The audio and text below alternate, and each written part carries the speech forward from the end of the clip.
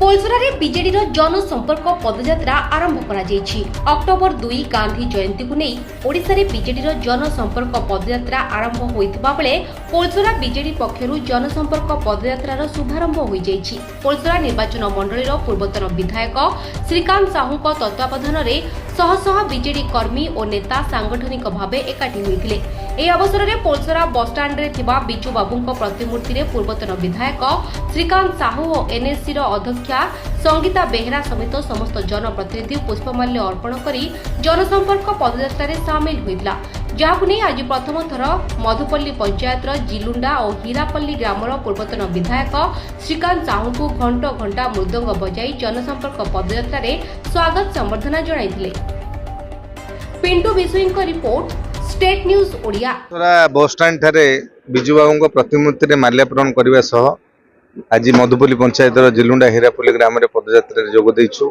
माननीय पूर्वतन मुख्यमंत्री दलर सभापति निर्देश देइचंदी ए मासे व्यापी पदयात्रा आरंभ कर लोक मानक पाखरे पहुंच, लोक मानकर समस्या सह जड़ित रुह एवं बिजु जनता दल सबले लोक मानक पाखरे अछि। माननीय पूर्वतन मुख्यमंत्री नवीन पट्टनायक जो निर्देश देवे बिजु जनता दल समस्त कर्मी ताको पालन करे। पूर्वतन मुख्यमंत्री श्रीयुत नवीन पट्टनायक महोदय निर्देश क्रमे आज पोलसरा ब्लॉक पोलसरा निर्वाचन मंडली रे मधुपल्ली ग्राम पंचायतर जिलुंडा ग्राम में पदयात्रा अनुष्ठित होती। शह शह लोक उपस्थित थिले।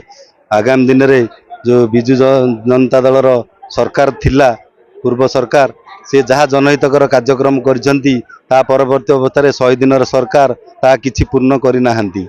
जो खंडिया काम को मध्य पूर्ण करिना हांती। प्रति गाँ गहली रे विभिन्न समस्या मध्य लागी रही एवं जो बीजेपी सरकार जुमला सरकार ए रंगमरा सरकार केवल ग्रामांचल जमी लक्ष्मी बस रे रंग बोलती से भाव ग्रामांचल विभिन्न कार्यक्रम को दृष्टि देना जो एभली भाव विभिन्न विफलता नहीं आमे जनमानस लोक मान अवगत कराइलु एवं सचेतन कराइलु।